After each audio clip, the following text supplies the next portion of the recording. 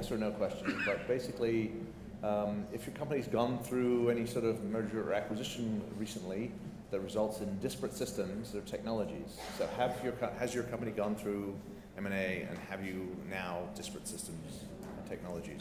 Open to the audience, please. Oh, you're ahead of, yeah, you're on step it. Go ahead. Oh, there we go.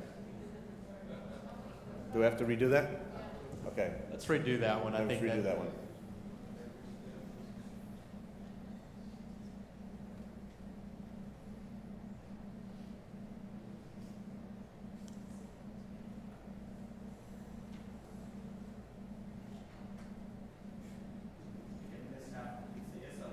Yeah. Okay, why don't you raise your hands? Yes. Show of hands. Show of hands, yes. Okay, how about no? It's pretty accurate. Yeah. First time. Yeah. But I mean, for those folks who have, I mean, is for you guys up here, I mean, is it a matter of then taking those disparate systems and converging them, or is that sort of IT from the last decade, and we find ways to sort we're of in the process of cleaning everything up and reducing the number of systems. So each of us have an accountability to get that done in the architecture group. Yep. I can share, as I shared before, we had a burning platform. We had to move everything from our parent company and consolidate because we were smaller within a span of 18 months. So we used a process which was something homegrown process to first compile, then identify target apps, and then do it by business process, and then execute the projects. Yeah.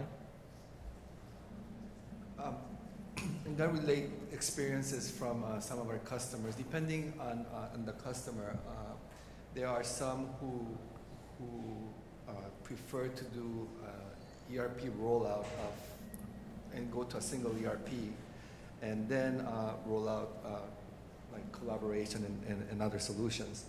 But when mergers and acquisitions happen so often, an ERP rollout could just be a continuous thing that never ends. And I've seen in a situation where, like a company like Heinz, they're doing an SAP rollout, and they did a presentation out in Sapphire that was quite interesting to me, where instead of rolling out the ERP throughout all the divisions, they saw a lot of value in rolling out collaboration even before all the whole ERP was rolled out. And what they started to do is they started to integrate their portal solution to all different systems. So that's a case where through application integration, they gained a lot of benefits that they would have never gotten into if they waited for a solution to be rolled out through their enterprise. And sometimes when you have so many mergers and acquisitions, you'll never get there. So to get the value, through application integration was actually the fastest way to implement. And what was important and key there is to understand your business process and how you can get value from your collaboration solutions and through application integration. Yep, that makes sense. Any further questions from the audience on this subject? Right here.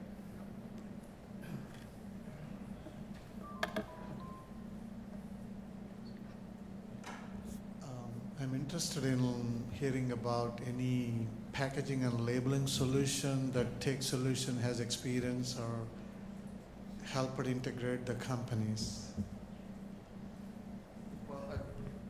Well, one of the things that we do is, especially on the package that Tony is using in his company, we built our solution on a messaging framework.